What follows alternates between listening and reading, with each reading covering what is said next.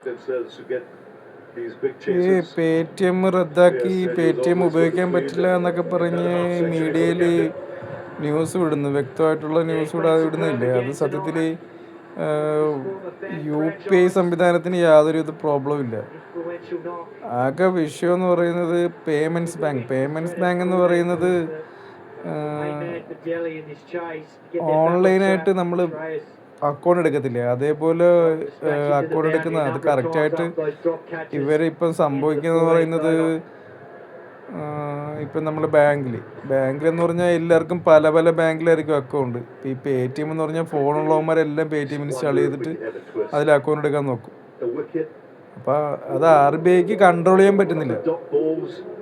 R B ഐക്ക് control ചെയ്യാൻ പറ്റാത്തത് കൊണ്ട് ആർ ബി ഐ അത് ബാൻ ചെയ്തു. അതിന് മാത്രം അക്കൗണ്ടുകളാണ് വരുന്നത്. അല്ലാതെ പേടിഎം യു പി ഐക്കൊന്നും യാതൊരുവിധ കുഴപ്പമില്ല. യു പി ഐ മീൻസ് അറിയാലോ, ഗൂഗിൾ പേ ഫോൺ പേ പോലെ തന്നെ നമുക്കത് യൂസ് ചെയ്യാം. പിന്നെ അവർ വാലറ്റിൽ മൊത്തത്തിൽ വാലറ്റ് നിയമം കൊണ്ടുവന്നു 2000 രൂപ അതിൽ ഇടാവുള്ളൂ.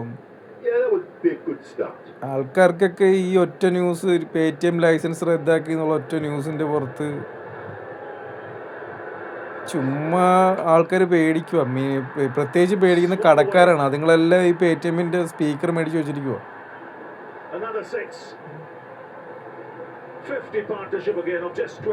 വ്യക്തമായിട്ട് ന്യൂസ് കൊടുക്കാൻ ഒരു മീഡിയ നാറികളും ഇല്ല.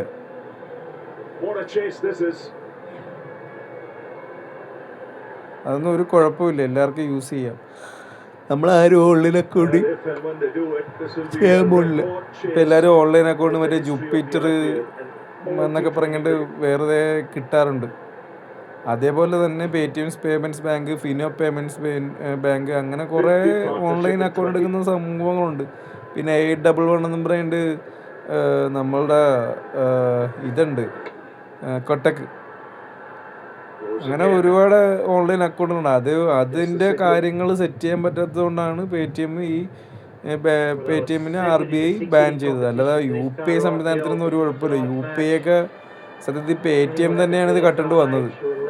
തുടങ്ങിയത് പേടിഎം ആണ്. പേപ്പാൽ എന്ന് പറയുന്ന കമ്പനിയിൽ നിന്ന് കട്ടണ്ട് ഇതിൻ്റെ CEO ആയിരുന്ന അയാൾ അവിടെ പോയി അത് ഇവിടെ വന്ന് പേടിഎം തുടങ്ങിയിട്ട് അതിന് പേടിഎമ്മിൽ നിന്ന് കട്ടതാണെന്ന് മനസ്സിലാക്കിയിട്ട് പേപ്പാലിന് പേടിഎമ്മിൻ്റെ CEO ഫൈൻ അടയ്ക്കേണ്ടി വന്ന ചരിത്രമൊക്കെ ഉണ്ട്. കറക്റ്റായിട്ട് ന്യൂസ് കൊടുക്കാതെ ആൾക്കാരെ പേടിപ്പിക്കുക മീഡിയ എന്നറിയണം.